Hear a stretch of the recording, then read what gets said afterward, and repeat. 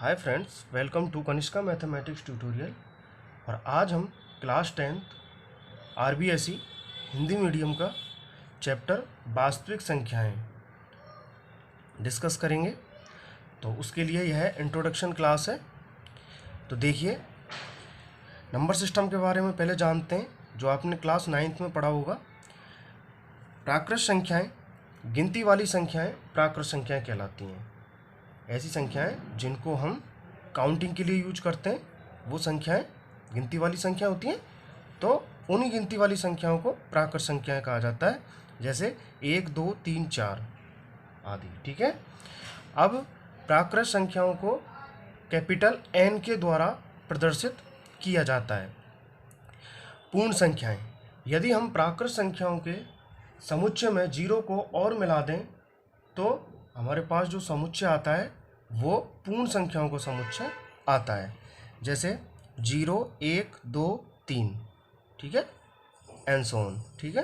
पूर्ण संख्याओं को किससे, जैसे प्राकृत संख्याओं को n से प्रदर्शित किया था, इसी तरह पूर्ण संख्याओं को w से प्रदर्शित किया जाएगा।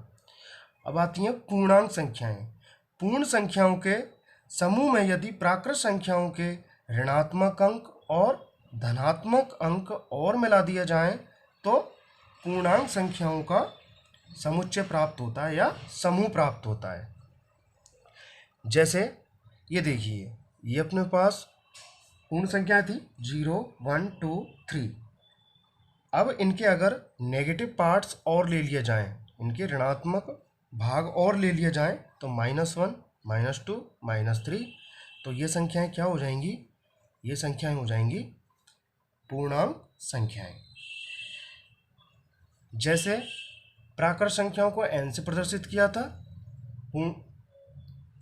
पूर्ण संख्याओं को w से प्रदर्शित किया था, ऐसे ही पूर्णांक संख्याओं को z से प्रदर्शित करेंगे।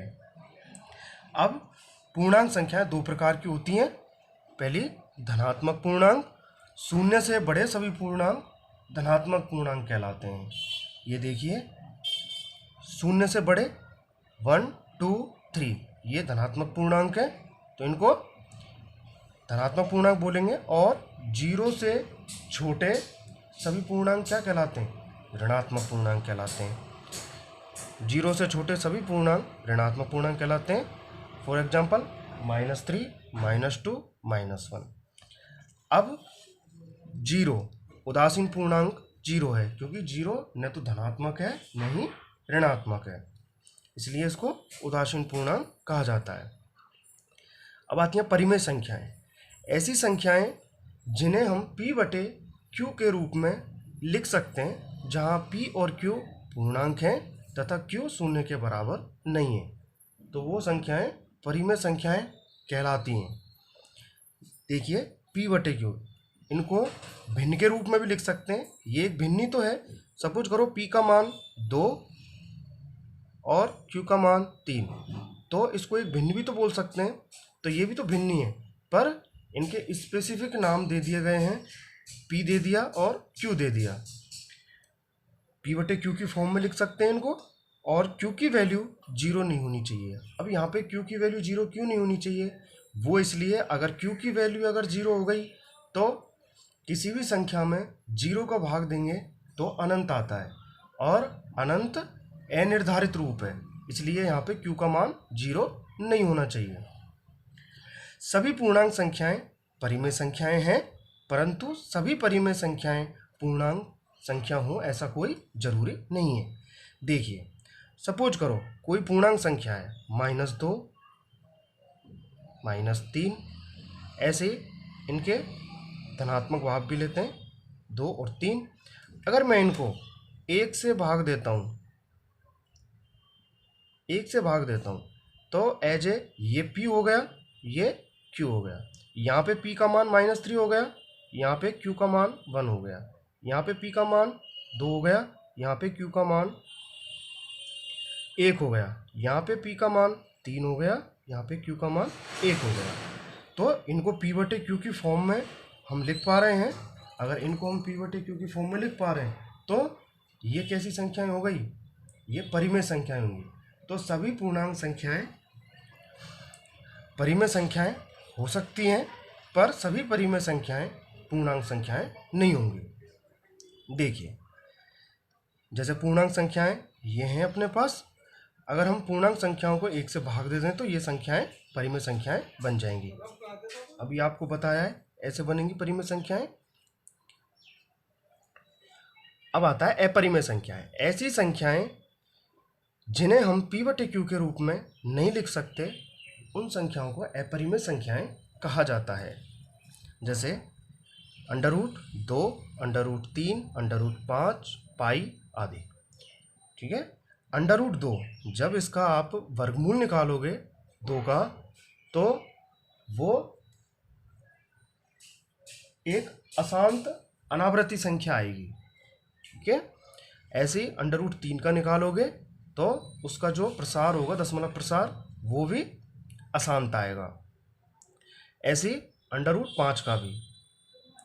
और पाई एक अपरिमेय संख्या है, लेकिन 22/7 एक परिमेय संख्या है। भाई 22/7 एक परिमेय संख्या है क्योंकि यहाँ ये p का मान 22 हो गया, q का मान 7 हो गया। ठीक है, और अगर इसको दशमलव के रूप में लिखा जाए तो पाई का मान लगभग 3.14 और आगे और भी आता है। लेकिन जो पाई का मान 22/7 है वो एग्जैक्ट मान नहीं होके अप्रोक्सीमेट मान है, क्योंकि मैथ्स की कैलकुलेशंस को करने के लिए पाई का मान एक अप्रोक्सीमेट मान लिया गया था, वो है 3.14। ठीक है, और फ्रैक्शन में 22/7।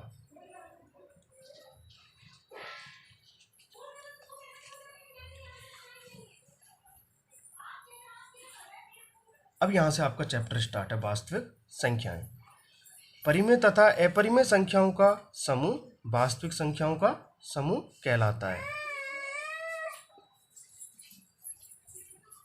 वास्तविक संख्याओं का समूह कहलाता है।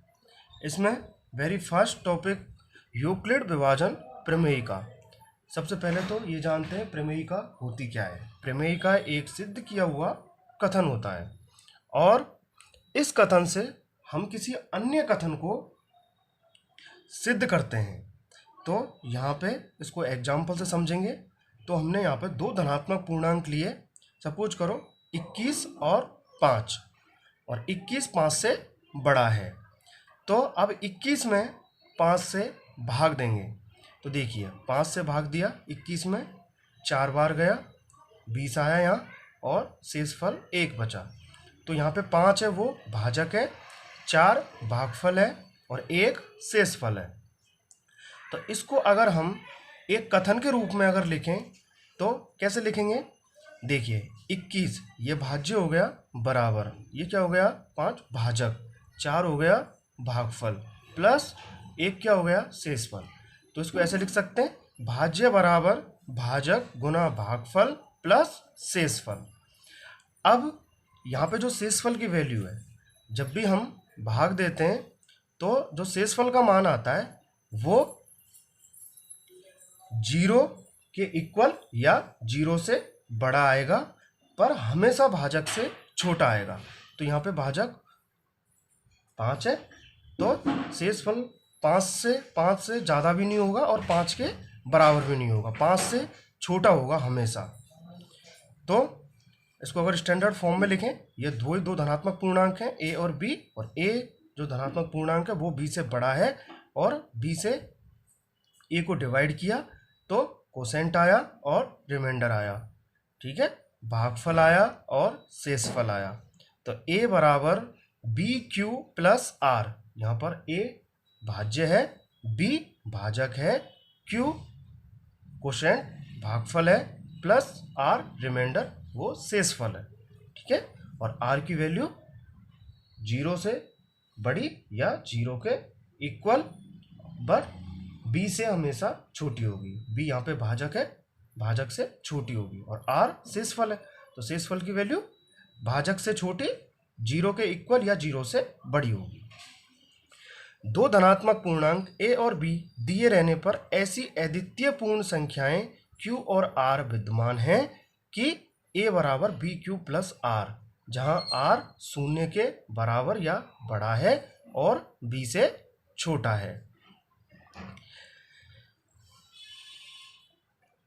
ऐसे यूक्लिड विभाजन प्रमेयिका से ये स्पष्ट है, ये जो कथन है, इस कथन के रूप में हम किन्हीं भी दो धनात्मक पूर्णांकों का लॉन्ग डिवीजन करके उनको इस फॉर्म में लिख सकते हैं। ए भाज्य हो गया, बी भाजक हो गया, क्यू भागफल हो गया और आर शेषफल हो गया। तो भाज्य बराबर भाजक गुना भागफल प्लस शेषफल। अब देखिए यूक्लिड विभाजन एल्गोरिथम। एल्गोरिथम सुपरिभाषित चरणों की एक श्रृंखला होती है जो एक विशेष प्रकार की समस्या को हल करने के लिए यूज की जाती है। ठीक है, तो यूक्लिड विभाजन प्रमेयिका के अगर स्टेप्स अगर इंक्लूड किए जाएं, ठीक है, तो वो क्या बन जाती है, यूक्लिड विभाजन एल्गोरिथम बन जाती है। ठीक है, अगर यूक्लिड विभाजन प्रमेयिका के स्टेप्स बार बार अप्लाई किए जाएं तो वो सारे स्टेप्स का जो कलेक्शन है वो यूक्लिड विभाजन एल्गोरिथम होगी। तो यूक्लिड विभाजन एल्गोरिथम का प्रयोग दो धन पूर्णांकों का महत्तम समावर्त निकालने के लिए किया जाता है। तो सपोज करो पहला धनात्मक पूर्णांक है c और दूसरा धनात्मक पूर्णांक है d, ठीक है, और c d से बड़ा है। तो देखिए c को d से डिवाइड करेंगे तो क्या आएगा, q आएगा।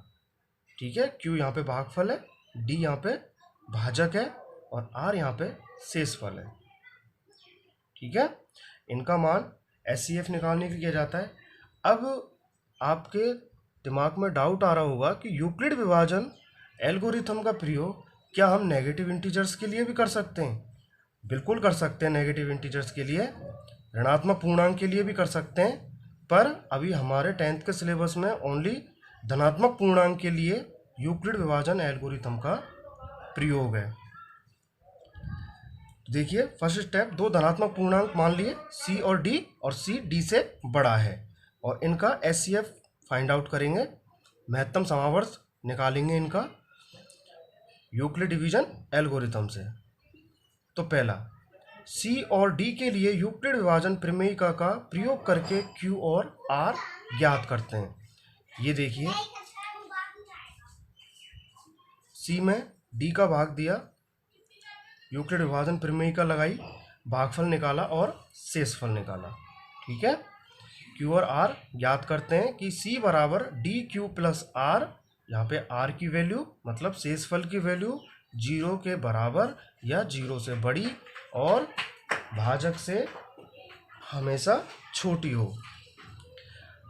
अब यदि r बराबर 0, अगर शेषफल की वैल्यू अगर 0 आ जाती है तो d पूर्णांकों c और d का SCF होगा।